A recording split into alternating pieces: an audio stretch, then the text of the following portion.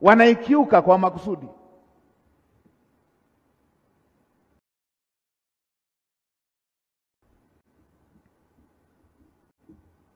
Kisha waambia, juzi nilisema jambo, nikamsikia mwanaharakati mmoja huko Ugaibuni anasema huyu ndo atakaye kuwa waziri mkuu wa muda mfupi zaidi. Sawa, hata niwe waziri mkuu wa wiki moja, kwenye wiki hiyo sitaruhusu Watanzania waishi iwe nchi ya mabwana na watwana.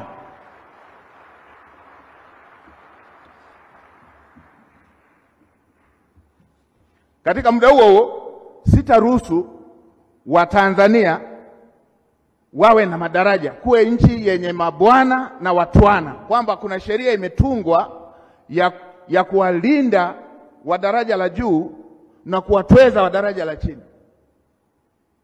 kwamba akikosea wa daraja la chini anaadhibiwa pale pale, akikosea wa daraja la juu anapita, analindwa.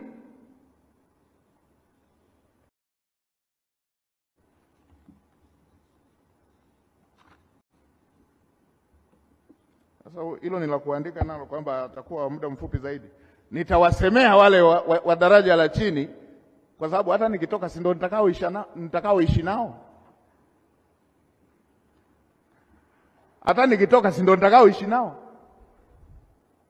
Hata nikifa si ndo watakao nizika. Nyie mliwahi kuona kaburi linajengwa na watu waliovaa suti? Mliwahi kuona kaburi linachimbwa na waliovaa suti? Lazima kila Mtanzania apewe heshima ya kuona hii nchi ni yake.